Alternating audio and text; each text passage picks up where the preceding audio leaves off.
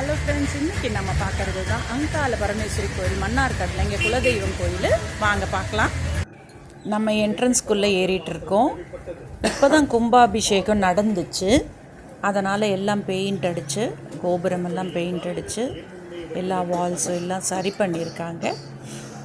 இன்றைக்கி சிவராத்திரின்றதுனால எல்லோரும் விளக்கு பூஜைக்கு ரெடியாக உட்காந்துருந்தாங்க. நாங்கள் போகும்போது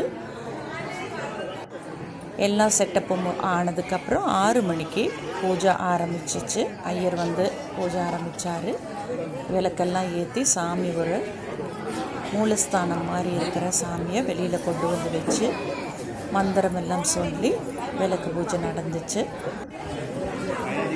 இதுதான் புது விளக்கு இப்போ வச்சுருக்காங்க, நெய் விளக்கு எல்லோரும் ஏற்றுறதுக்கு. இதெல்லாம் தான் ஹோமகுண்டம்.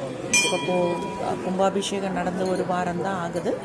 அதனால் இந்த பயங்கர செட்டப்பாக இருந்துச்சு. இதெல்லாம் வந்து தேங்காய் பனை ஓலையில் செஞ்ச டெக்கரேஷன்ஸு.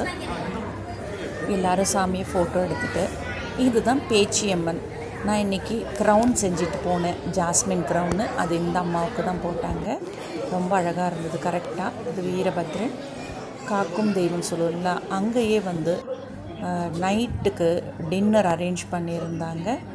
இன்றைக்கி சிவராத்திரின்றதுனால கோதுமை ரவை உப்புமா, சட்னி, சாம்பார் அதெல்லாம் கண்டிப்பாக சாப்பிட்டுட்டு போகணும்னு சொல்லியிருந்ததுனால நாங்களும் சாப்பிட்டுட்டு வந்தோம். லைட் டெக்கரேஷன் பாருங்கள் எவ்வளோ ஜம்முன்னு இருந்துச்சு.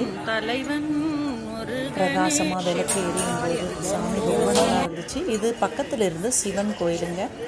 இது சிதம்பர சிவன்னு போட்டிருந்துச்சு. ரொம்ப அழகான தெய்வம். இது பிரகாரத்தை சுற்றிட்டு இருக்கோம் நம்ம. இப்போது முருகர் இருக்கார், விநாயகர் இருக்கார் அந்த கோயிலில். இதெல்லாம் பார்த்துட்டு நாங்கள் வந்துட்டோம் பாலக்காடுக்கு.